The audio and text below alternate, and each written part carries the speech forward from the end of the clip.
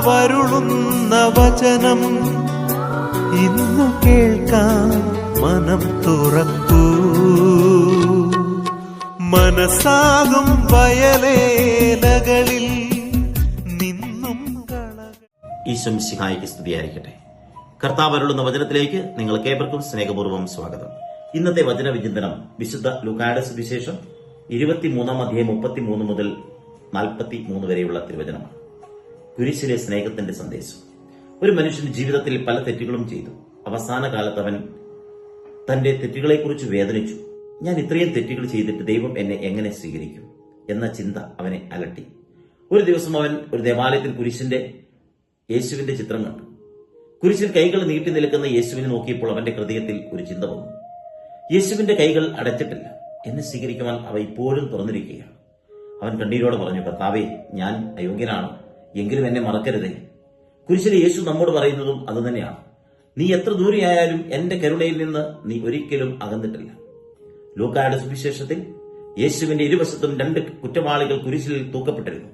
ഒരാൾ യേശുവിനെ പരിഹസിച്ചു, എന്നാൽ മറ്റൊരാൾ തന്റെ തെറ്റ് തിരിച്ചറിഞ്ഞ് പറഞ്ഞു, യേശുവേ, അങ്ങയുടെ രാജ്യത്വത്തിൽ പ്രവേശിക്കുമ്പോൾ എന്നെയും ഓർക്കണമേ. വചന സന്ദേശം. ഈ വചനത്തിന്റെ ഹൃദയത്തിൽ ഒരു വലിയ സത്യമാണ്. ദൈവത്തിന്റെ കരുണയ്ക്ക് അതിരുകളില്ല. കുരിശിൽ യേശു അനുഭവിച്ചത് വേദന മാത്രമല്ല, ക്ഷമയുടെ സ്നേഹവും കൂടിയാണ്. പിതാവേ, ഇവർ ചെയ്യുന്നത് എന്തെന്ന് അറിയുന്നില്ല, അവരോട് ക്ഷമിക്കണമേ എന്ന് യേശുവിന്റെ പ്രാർത്ഥന നമ്മെ പഠിപ്പിക്കുന്നത് നമ്മെ വേദനിപ്പിച്ചവരോട് പോലും ക്ഷമിക്കുവാൻ കഴിയുന്ന ഹൃദയം സ്വന്തമാക്കണമെന്നാണ്.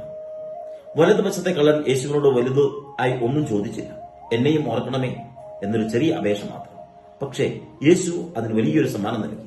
ഇന്ന് നീ എന്നോട് കൂടെ പറുദീസായിൽ ആയിരിക്കും. നമ്മുടെ ജീവിതത്തിലും ചിലപ്പോൾ നമ്മൾ ചിന്തിക്കും, ഞാൻ ഇത്രയും തെറ്റുകൾ ചെയ്തല്ലോ, ഇനി ദൈവം എന്നെ സ്വീകരിക്കും. ഉത്തരം തീർച്ചയായും. നമ്മുടെ പാപം എത്ര വലുതായാലും ഹൃദയപൂർവമായ മാനസാന്തരത്തോടെ യേശുവിന്റെ അടുക്കൽ വന്നാൽ അവിടുന്ന് നമ്മെ തള്ളിക്കളയുകയില്ല. ജീവിത സന്ദേശം. 1. തെറ്റ് ചെയ്തവരെ ഉടൻ വിധിക്കരുത്. ദൈവം നൽകുന്ന 2ാമത്തെ അവസരം നമുക്കും മറ്റുള്ളവർക്കും നൽകാം. 2. ക്ഷമിക്കാൻ പഠിക്കാം. കുരിശിൽ നിന്നുകൊണ്ട് യേശു ശത്രുക്കൾക്ക് വേണ്ടി പോലും പ്രാർത്ഥിച്ചു. 3. അവസാന നിമിഷം വരെ പ്രതീക്ഷയുണ്ട്. ജീവിതം എത്ര തകർന്നാലും യേശുവിലേക്ക് തിരിയുവാൻ ഒരിക്കലും വൈകിട്ടില്ല. 4. യേശുവിനെ ഓർക്കുന്ന ഹൃദയം രക്ഷയുടെ വഴിയിലാണ്. യേശുവെ, എന്നെയും ഓർക്കണമേ എന്ന പ്രാർത്ഥന നമ്മുടെ ഓരോ ദിവസത്തിനെയും പ്രാർത്ഥനയാകട്ടെ. യേശുവെ, എന്നെയും ഓർക്കണമേ, യേശുവെ, എന്നെയും ഓർക്കണമേ. നമുക്ക് പ്രാർത്ഥിക്കാം. കരുണാമയനായ ഈശോയെ, കുരിശിലെ നല്ല കള്ളനെ പോലെ എന്റെ തെറ്റുകൾ തിരിച്ചറിഞ്ഞ് അങ്ങയുടെ കരുണയിൽ അഭയം തേടാൻ എന്നെ പഠിപ്പിക്കണമേ. എന്നെ വേദനിപ്പിച്ചവരോട് ക്ഷമിക്കുവാനുള്ള ഹൃദയം തരണമേ. എന്റെ അവസാന നിമിഷം വരെ അങ്ങയിൽ വിശ്വസിക്കുവാനും യേശുവെ, എന്നെയും ഓർക്കണമേ എന്ന് പറയുവാനും എന്നെ അനുഗ്രഹിക്കണമേ. ദൈവം നിങ്ങളെ ഓരോരുത്തരെയും സമൃദ്ധമായി അനുഗ്രഹിക്കട്ടെ. നമ്മുടെ കർത്താവ് യേശു മിശിഹായുടെ കൃപയും പിതാവാദിവത്തിന്റെ സ്നേഹവും പരിശുദ്ധാത്മാവിന്റെ സഹവാസവും നാം എല്ലാവരോടും കൂടെ ഉണ്ടായിരിക്കട്ടെ, ഇപ്പോഴും എപ്പോഴും എന്നേക്കും. ആമേൻ.